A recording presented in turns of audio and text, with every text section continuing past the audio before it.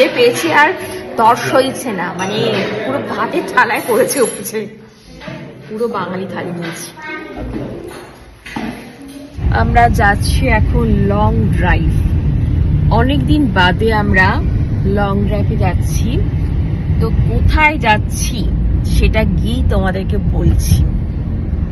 বহুদিন লাস্ট গেছিলাম অনেক বছর আগে, তো এখন অনেক দিন বাদে যাচ্ছি।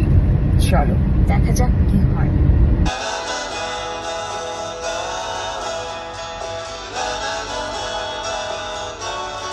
একটা ধাবাতে খেতে এসেছি, তো পুরি আর তরকারি অর্ডার করেছি।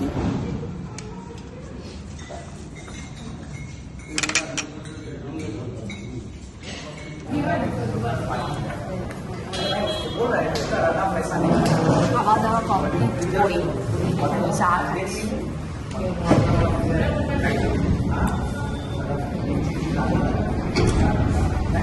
চা বলে কুলার চা। হ্যাঁ, কুলার চা। কুলার চা মানে হাইওয়ের পাশে দাঁড়িয়ে বেশ মজা লাগছে। ব্রেকফাস্ট কমপ্লিট হয়ে গেল, এখন আবার যাচ্ছি আমরা। তো উঠে বসেছি গাড়িতে। এখন সঞ্চয় টয়লেটে গেছে, আসুক তারপর আবার যাব। এখন 3 ঘন্টা বাকি রয়েছে।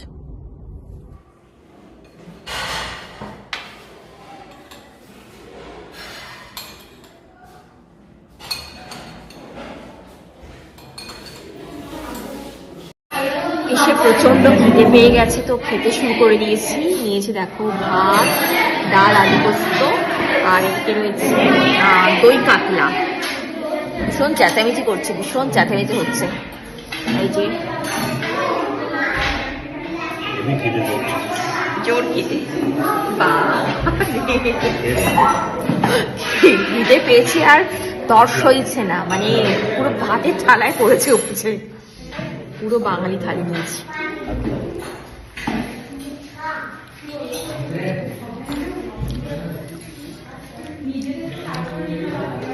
অনেকদিন পর সাদা আলু পোস্ত খাচ্ছি।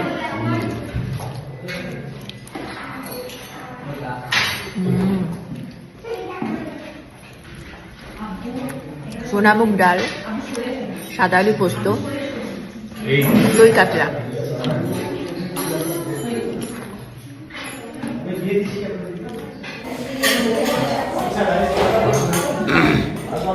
দই কাতলা, দই কাতলা দারুণ।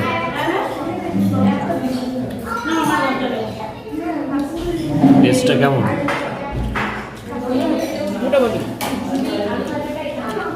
টেস্ট মাছটা ভালো দেয় না? দই কাতলার সঙ্গে আলু পোস্ত মিক্স করে নিয়েছি। বাহ, মিক্সড ভেজ।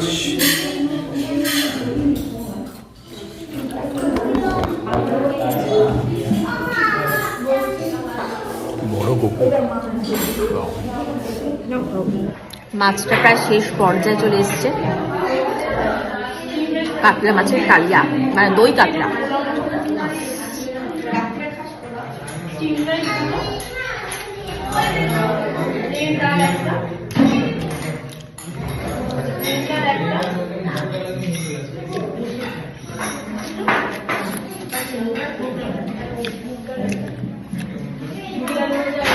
চেটে পুটে ফেলিলাম,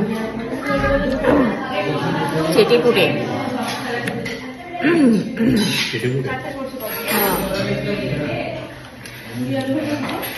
আমরা খেয়েছি তাহলে সকালে,